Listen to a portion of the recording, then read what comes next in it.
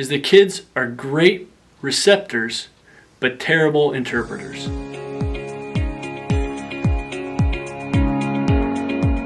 Hello LifeGate, I'm John Hunsberger, your pastor of marriage and parenting.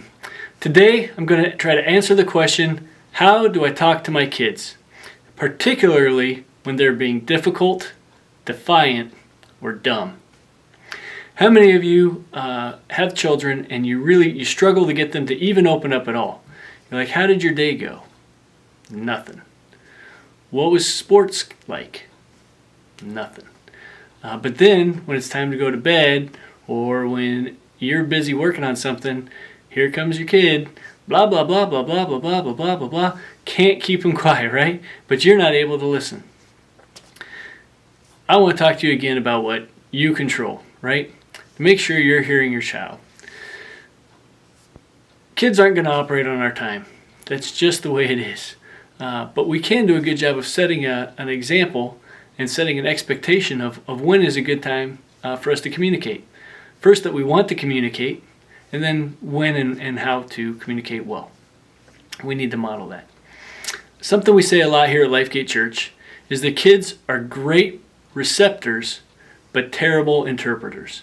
And what that means is children are really good at picking up signals. They see things like, hey, that kid's not sitting next to me at lunch, or that kid's walking away when I come by. They notice that, but they don't always interpret it well, right? It could be a complete coincidence. It could be they're intimidated. But the child might interpret it as, nobody likes me, nobody wants to be around me, whatever it might be. And the same is true in your homes. And so oftentimes, and it is an extreme example, if your child is in a place where they were hurt or abused, God forbid something like that happened, but maybe they were with people that they knew they shouldn't be with, or the place they were at is a place they shouldn't have been. And so they don't want to tell you because they feel how it's their fault. I did that to myself. When they maybe made a bad decision, but they didn't or shouldn't have been abused. And that's an extreme example, but it helps us understand maybe where our children are coming from. So what can we do? We can be safe to communicate to. How do we be safe to communicate to? Well, we've talked about this in other sessions where we're consistent, where we don't overreact, where we're calm, right? When we want to do that. But we need to understand that we can't overreact. If we overreact, they're not going to want to communicate with us, right? Now, the thing you need to understand about you and your child's relationship is your brain is fully developed. Your children's brains are not fully developed. Brains typically develop from the back to the front. And so their reactions, their limbic state, all of that happens before their prefrontal cortex, which is their higher reasoning, right? It's their self-control, it's their willpower, it's their risk management and assessment, and those things develop later. So much later, in fact, that typically that part of the brain is developed around 25 years old. So when you're dealing with your child, you're dealing with somebody who is unable to fully have impulse control.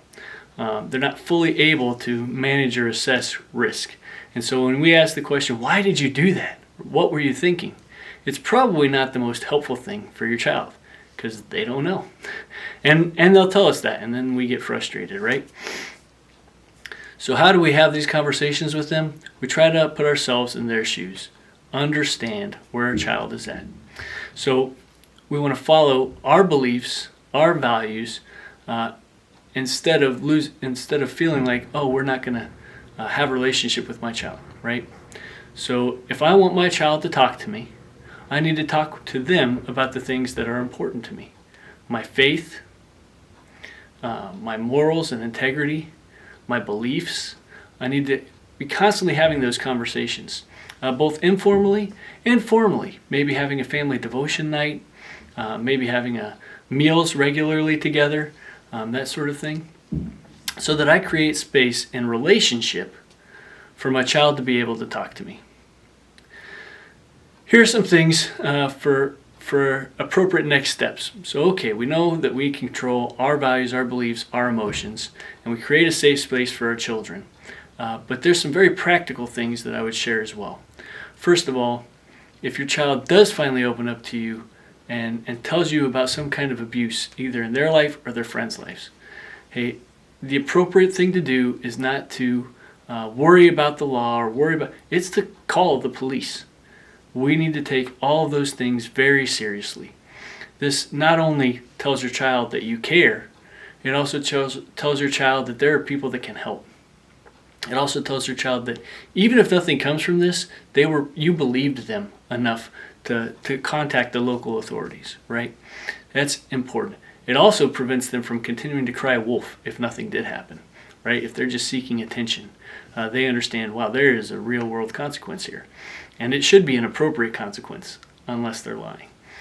Next, your children need to have peers, particularly older children. So your adolescent age, they're going to look to their peers about what they believe and what they think, what they value, more so than they're going to talk or think about your values. They know that by now. But in their quest to become who they are, they stop looking so much at you and they start looking at their friends. And so what's really important is that they're in a church group. Now they may not want to. They may rebel and say, I don't want to go to church. You're the parent.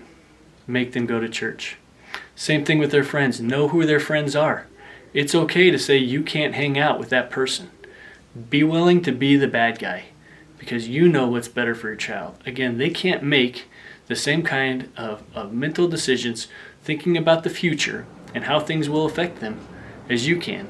Their brain isn't capable of it. No matter how good of a parent you are and how much you've told them, they need you to help them with that. Also, they should have some kind of hobby. Maybe it's a sport, maybe it's music, maybe it's art. They could be involved in a club of some kind, or maybe even just have a special interest. Maybe they're more of an introvert, but they really enjoy fishing or a 4-H club or something like that.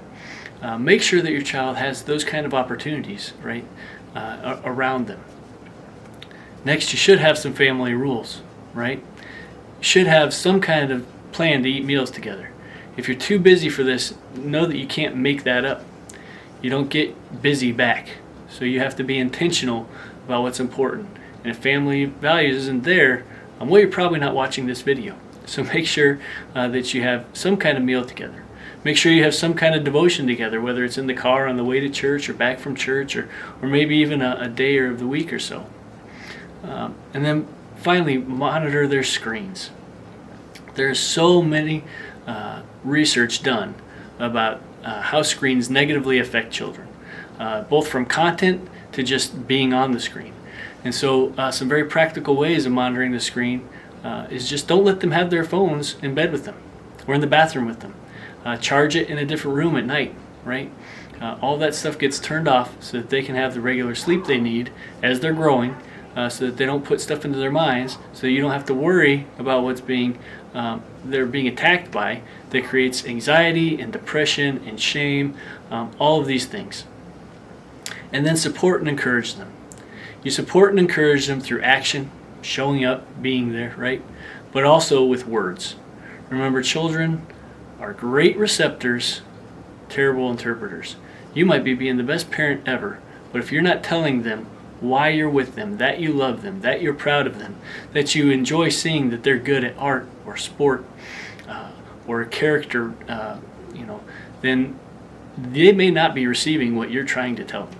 Be sure you use your words. Finally, know that Jesus trumps all of these things. Pray for your kids. Pray for each conversation you're going to have with your children, and you can even pray with your child prior to a conversation. Well, thank you so much for listening. I hope this is helpful to you. This is John Hunsberger.